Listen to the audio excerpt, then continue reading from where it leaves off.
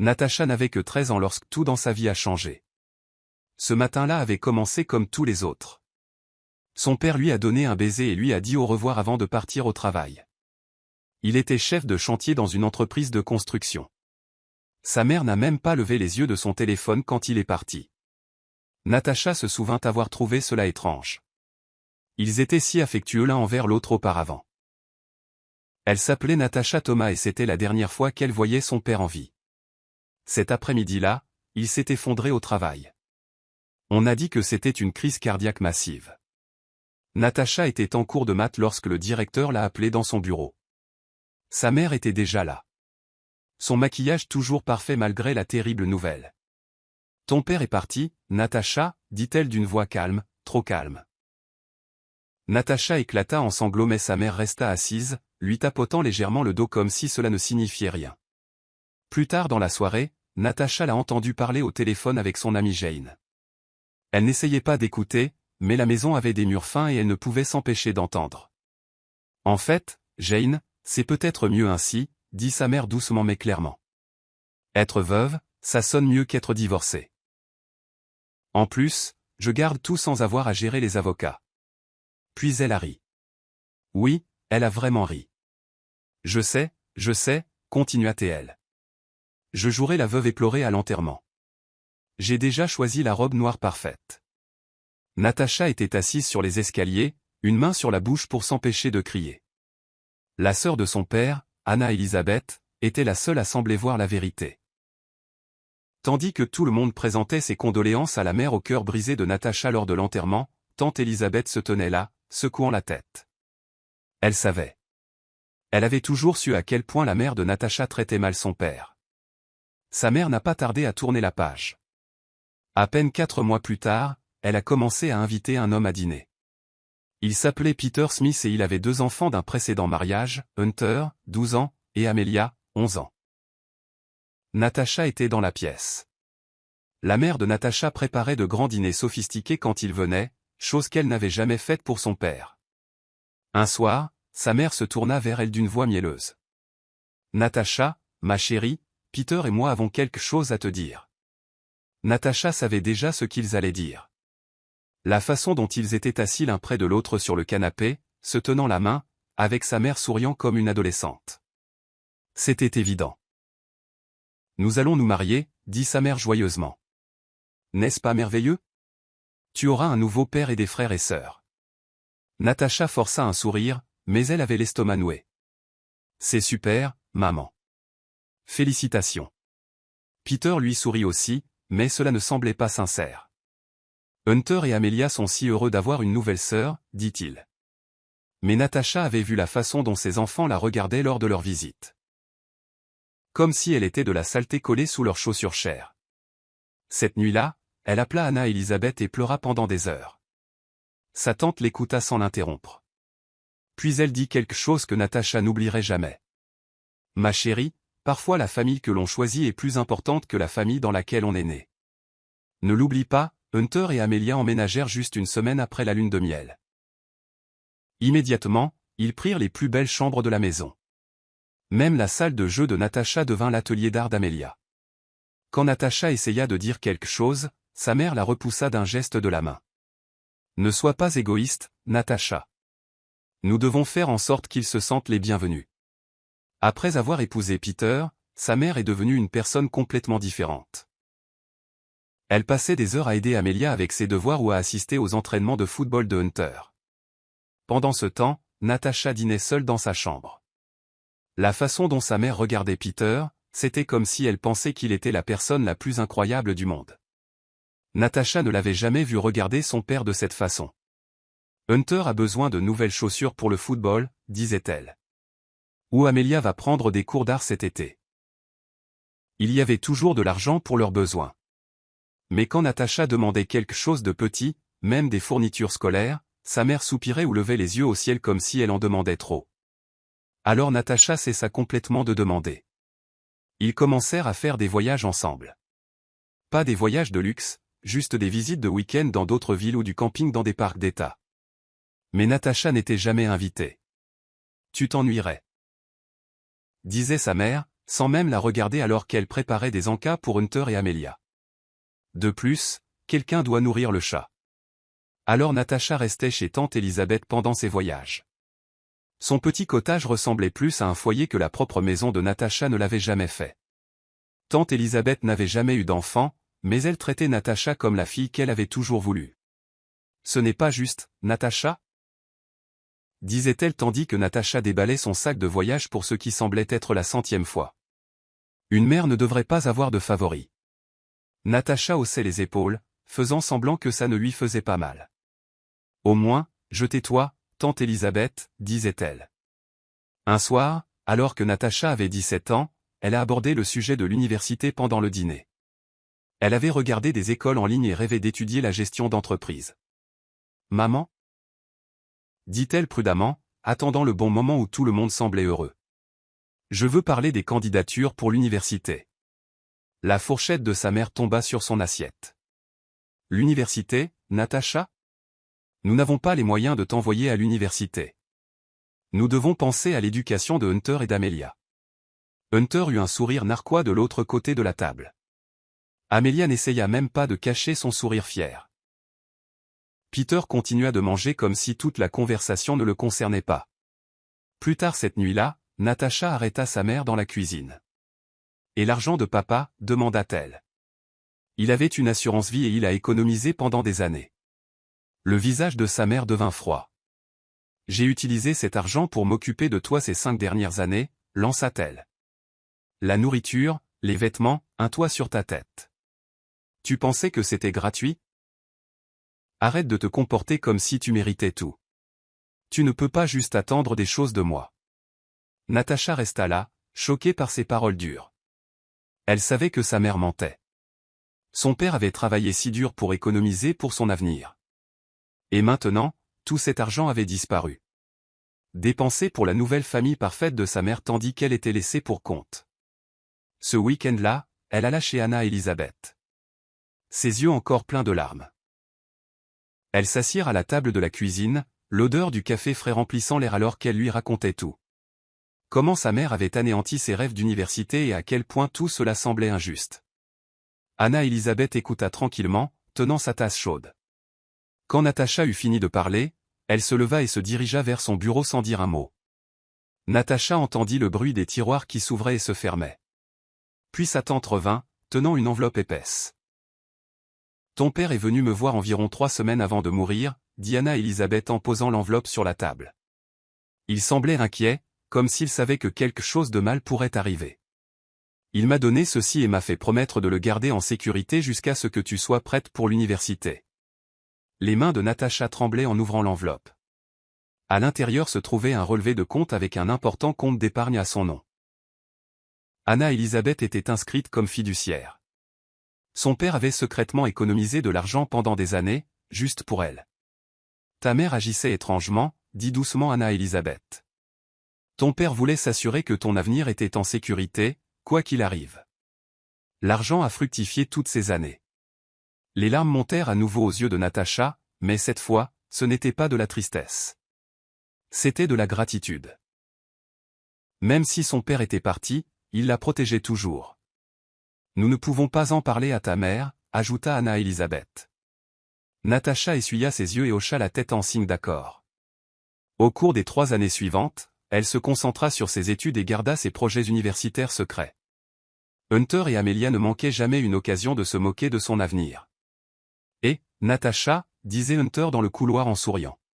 « J'ai entendu dire que le restaurant du centre-ville a besoin d'un plongeur. Tu ferais mieux de postuler bientôt. » Amelia riait et ajoutait, « Peut-être que si tu as de la chance, ils te laisseront aussi nettoyer les tables. » Il riait comme si c'était la blague la plus drôle du monde. Natacha continuait simplement de passer devant eux, en silence. Son silence semblait les agacer plus que tout ce qu'elle aurait pu dire. Puis vint le jour de la remise des diplômes. Elle avait à peine enlevé sa toque et sa toche que sa mère et Peter lui demandèrent de venir dans le salon pour une conversation sérieuse.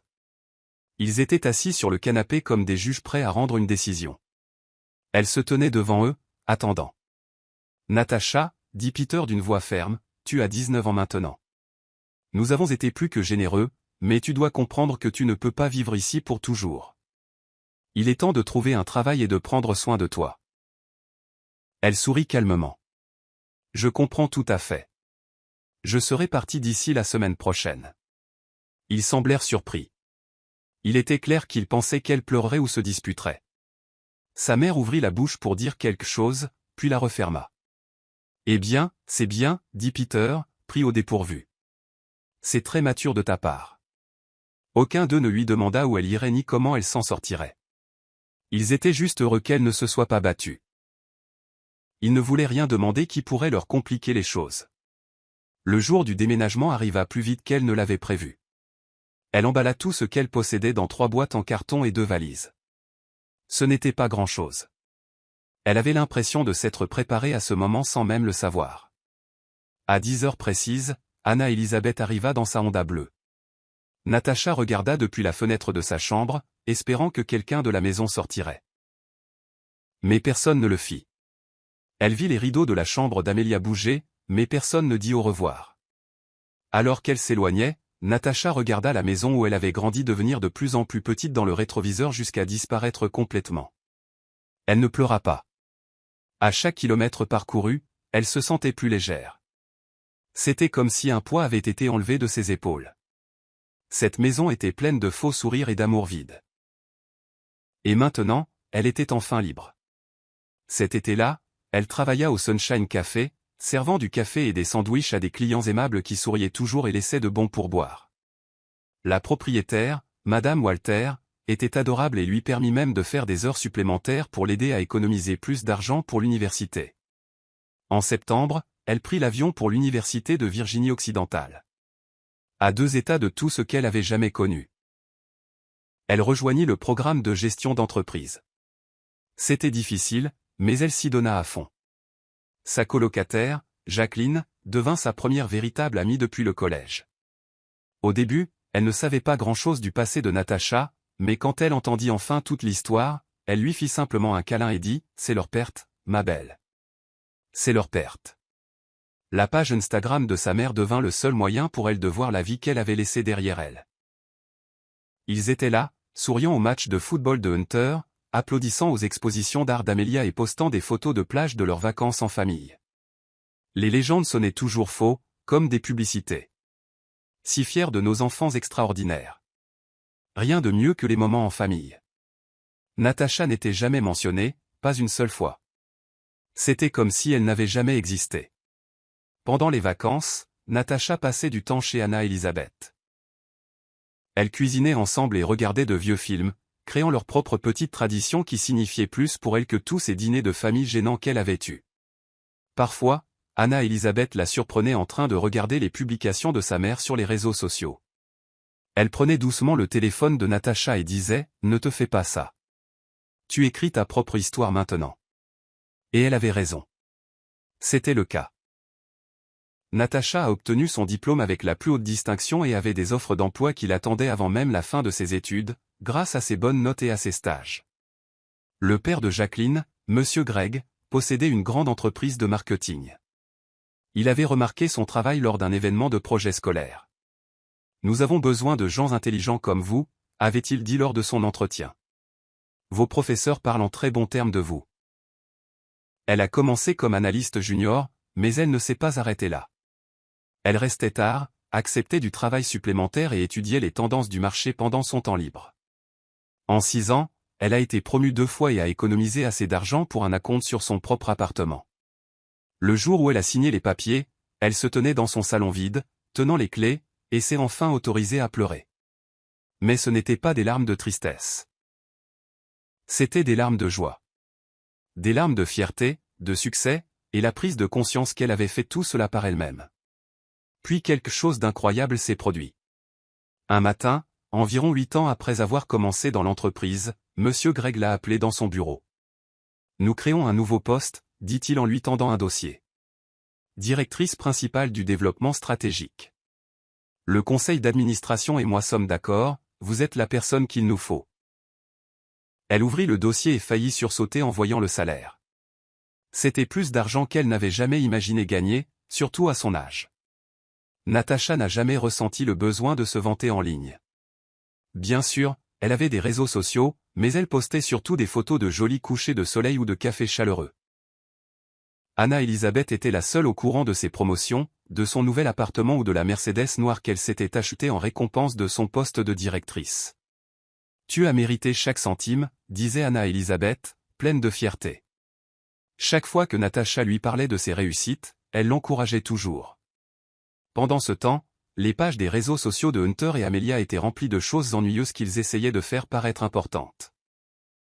Hunter postait souvent des photos à côté de sa vieille Hyundai Elantra avec des légendes comme « Vivre la grande vie » ou « Vie de luxe béni ». Amelia postait des selfies au centre commercial local, taguant des marques de créateurs de luxe qu'elle ne pouvait clairement pas se permettre. Une publication a vraiment fait rire Natacha. Hunter, debout fièrement à côté de sa voiture lors d'un salon automobile local, écrivant « Quand le travail acharné paie ». #succès #entrepreneur. Elle l'a lu assise dans sa Mercedes AMG, qui valait plus que ce que Hunter gagnait en une année entière. Mais elle ne ressentait pas le besoin de se vanter ou de prouver quoi que ce soit à qui que ce soit. Puis est arrivé le message qui a tout changé. Il est apparu sur son Instagram un jeudi matin. « Natacha, c'est ta mère. Mon 56e anniversaire est le mois prochain, et j'organise une fête dans un restaurant cher appelé Le Blanc. Tu n'en as probablement jamais entendu parler. Je m'attends à ce que tu sois là. C'est le 16 à 20h pile. Ne me fais pas honte. » Elle fixa l'écran, lisant le message encore et encore. Après 13 ans de silence, c'était ainsi que sa mère choisissait de la recontacter. Pas de « Comment vas-tu » Pas de gentillesse. Pas d'effort pour renouer le contact. Juste une exigence froide avec une petite insulte glissée au passage à propos du restaurant. Natacha a failli supprimer le message. Mais quelque chose l'a arrêtée. Peut-être était-elle juste curieuse. Ou peut-être voulait-elle voir comment tout cela allait se dérouler. Elle a appelé Monsieur Greg et a demandé une semaine de congé. Ce même soir, en sirotant un thé dans la cuisine chaleureuse de tante Elisabeth, sa tante lui a posé la question qu'elle se posait à elle-même. « Qu'est-ce que tu comptes lui offrir ?» Natacha sourit et sortit son téléphone, lui montrant l'email de confirmation. C'était un forfait vacances de luxe en Australie. 3 semaines dans un complexe 7 étoiles, avec vol en première classe inclus. Le tout coûtait environ $20 000. Les yeux de tante Elisabeth s'écarquillèrent. « Natacha, c'est beaucoup trop. » « Elle ne le mérite pas, oh, je sais qu'elle ne le mérite pas, » dit Natacha en riant, prenant une autre gorgée de thé. Mais peux-tu imaginer sa tête quand elle réalisera ce qu'elle a abandonné? La fille qu'elle a rejetée s'est avérée plus réussie qu'elle ne l'aurait jamais rêvé. Je veux juste voir sa réaction quand elle réalisera à quel point elle s'est trompée sur moi. Tante Elisabeth gloussa et secoua la tête. Tu as un petit côté diabolique, dit-elle avec un sourire. J'adore ça. Le soir de l'anniversaire de sa mère, Natacha enfila une robe Chanel simple mais élégante. Elle avait l'air chic, et son prix aurait pu acheter 10 des tenues Tapa accent grave-l'œil qu'elle verrait ce soir-là. Elle prit un taxi exprès, sachant que cela renforcerait leur fausse idée sur sa vie. Le Blanc était exactement ce qu'elle avait imaginé. Le genre d'endroit qui n'impressionne que les gens qui n'ont jamais mangé dans un restaurant vraiment chic. Il servait des fruits de mer surgelés et ajoutait juste des paillettes d'or au dessert pour les faire paraître chers. Elle avait assisté à des dîners d'affaires dans des endroits si haut de gamme que ce restaurant ressemblait plus à un simple bistrot en comparaison. Une hôtesse la conduisit à un salon privé où la fête battait déjà son plein. Sa mère était assise au bout de la table dans une robe à paillettes scintillantes qui brillait sous le lustre. Peter était assis à côté d'elle, avec Hunter et Amelia de chaque côté, se comportant comme s'ils étaient de la royauté. Le reste de la table était rempli de membres de la famille qu'elle n'avait pas vus depuis plus de 11 ans. Il y avait tante Jane, qui lui pinçait les joues bien trop fort, et la cousine Christina, qui parlait sans cesse de la grandeur de ses enfants. Un tas d'autres visages familiers de son passé étaient également là. Sa mère la regarda une seconde, puis fit un faux sourire. « Oh, Natacha, tu es vraiment venue. Tu aurais pu t'habiller un peu plus pour l'occasion. » Natacha s'assit tranquillement au bout de la table et observa le déroulement des événements. La vieille tante Jane offrit à sa mère un ensemble de bougies parfumées. « Ça vient de cette jolie petite boutique au centre commercial, » dit-elle fièrement. Sa mère agit comme si c'était quelque chose de très spécial, comme si c'était en or. Puis la cousine Christina lui offrit une carte cadeau pour un spa. Pour une journée de détente, dit-elle avec un grand sourire. Sa mère poussa à nouveau des cris de joie. Les cadeaux continuèrent d'arriver, un livre de cuisine, un vase, un panier de produits de bain. Elle agissait comme si chacun était la chose la plus attentionnée qui soit, s'assurant de remercier tout le monde bruyamment. Puis ce fut le tour de Hunter et Amelia. Ils se levèrent ensemble, souriant comme s'ils venaient de gagner un prix. « Maman » commença Hunter. Il était toujours étrange de l'entendre l'appeler ainsi. « Amelia et moi avons économisé pour t'offrir quelque chose de vraiment spécial. » Amelia sortit son téléphone et montra une photo. C'est une Smart TV de 75 pouces. Nous l'avons déjà fait livrer et installer dans ton salon. Sa mère se mit à pleurer sur le champ. Elle les serra tous les deux fort. Mes enfants merveilleux et généreux. Je n'arrive pas à y croire. Vous avez dû économiser pendant si longtemps. Puis finalement, tout le monde regarda Natacha. Elle plongea la main dans son sac et en sortit une petite boîte. Elle était simple mais joliment emballée. Le sourire de sa mère disparut instantanément. Son visage changea. « Qu'est-ce que c'est que ça ? Ouvre-la et tu verras, dit Natacha tranquillement. Mais elle ne l'ouvrit pas. Au lieu de cela, elle se mit en colère. Son visage devint rouge. C'est exactement ce que j'attendais de toi, dit-elle sèchement. Tu arrives dans cette robe simple. Probablement la seule belle chose que tu possèdes. Tu prends un taxi parce que tu ne peux même pas te payer une voiture. Et maintenant ça, cette minuscule boîte. Que pourrait-il bien y avoir dedans? Une carte cadeau pour McDonald's? Elle rejeta la boîte vers Natacha. Elle glissa sur la table et égratigna la surface bon marché. Hunter et Amelia ricanèrent derrière leurs mains. Certains invités semblaient mal à l'aise. D'autres semblaient apprécier le drame. Peter continua simplement de manger son dessert comme si de rien n'était. Natacha ramassa calmement la boîte et épousseta quelques miettes de la nappe qui s'était collée à l'emballage. La pièce était complètement silencieuse. Tout le monde attendait de voir ce qu'elle allait faire. « Tu sais ce qui est drôle, maman » dit-elle, la voix stable. À l'intérieur de cette petite boîte se trouve un reçu pour des vacances de luxe en Australie. Vol en première classe. Un complexe 7 étoiles. Tout inclus. Ça vaut 20 000 $. Le visage de sa mère devint pâle. Amelia laissa tomber sa fourchette avec un grand bruit. Ce n'est pas possible, balbutia sa mère. Tu ne peux pas te permettre quelque chose comme ça. Tu mens. Natacha ne put s'empêcher de rire un peu. Tu saurais ce que je peux me permettre si tu t'étais soucié de ma vie ne serait-ce qu'une fois au cours des 13 dernières années.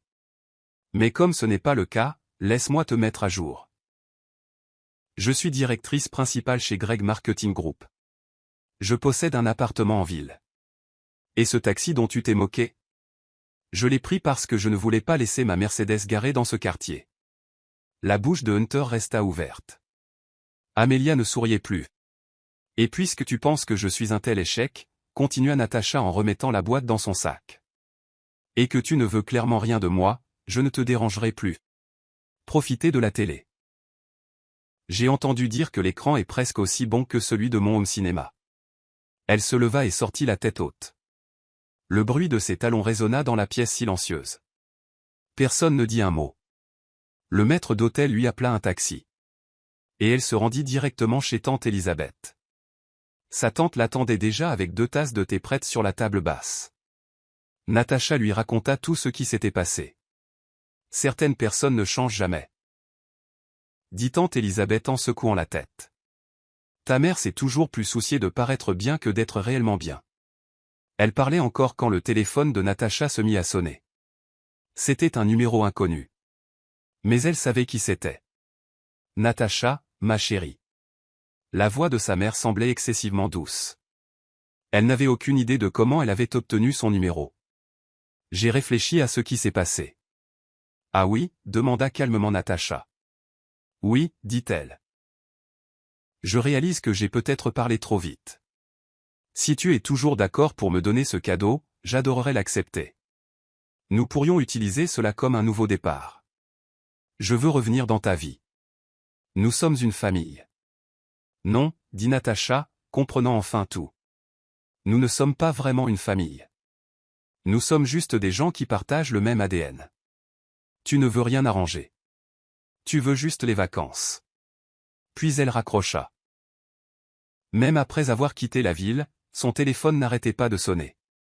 Sa mère essayait d'appeler depuis différents numéros. Son portable, le téléphone de la maison, même celui de Peter. Quand elle vit que Natacha n'allait pas répondre, elle commença à envoyer des messages. « Natacha, s'il te plaît, rappelle-moi. Nous devons en parler. » Elle continuait d'envoyer des SMS. « J'ai réfléchi à ce que tu as dit sur ton travail. Peut-être que tu pourrais aider Hunter à démarrer dans le marketing. Il est très créatif. Amelia a dit qu'elle adorerait faire un stage dans une grande entreprise comme la tienne. Ce serait génial sur ses candidatures pour l'université.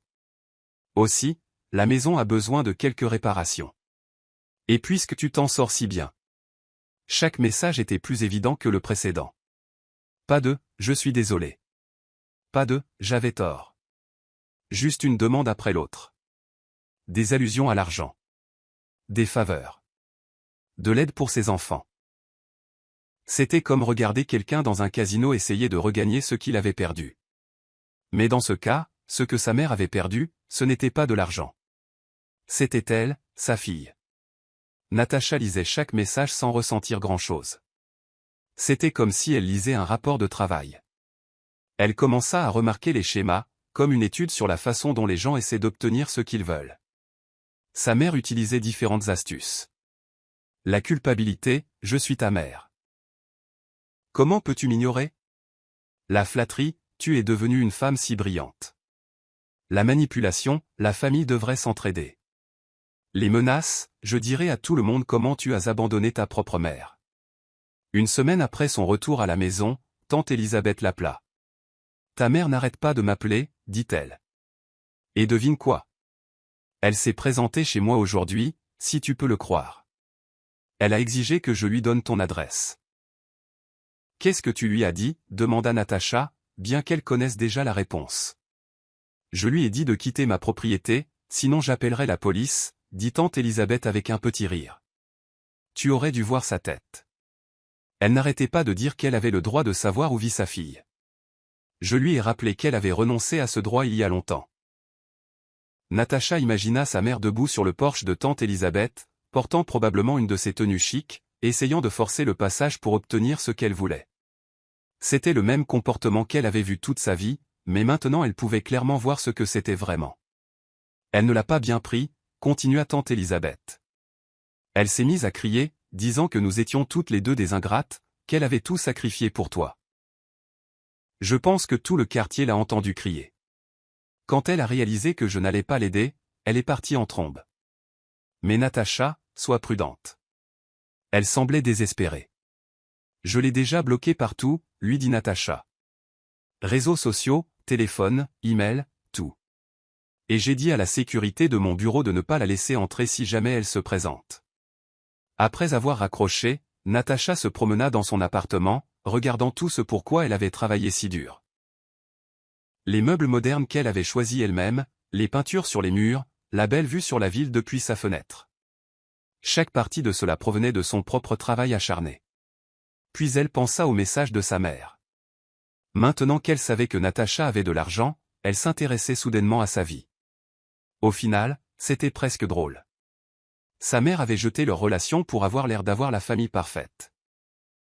Et maintenant, elle voulait revenir dans sa vie juste pour avoir l'air d'être proche de quelqu'un de brillant. Mais si sa mère lui avait appris quelque chose, c'était ceci, la famille, ce n'est pas une question de sang ou de papier. C'est une question d'amour, de soutien et d'être là les uns pour les autres dans les bons et les mauvais moments. Et elle avait cela avec Anna Elisabeth. Le lendemain matin, Natacha appela l'agence de voyage et changea le nom sur le forfait vacances en Australie. Il était maintenant au nom d'Elisabeth Thomas. Quand elle le lui a dit, Anna Elisabeth a essayé de refuser, mais Natacha a simplement souri et a dit, tu le mérites plus qu'elle ne l'a jamais mérité. Tu as été plus une mère pour moi qu'elle ne l'a jamais été. Anna Elisabeth la serra fort dans ses bras. Et pour la première fois depuis de nombreuses années, Natacha sentit vraiment qu'elle était exactement là où elle devait être.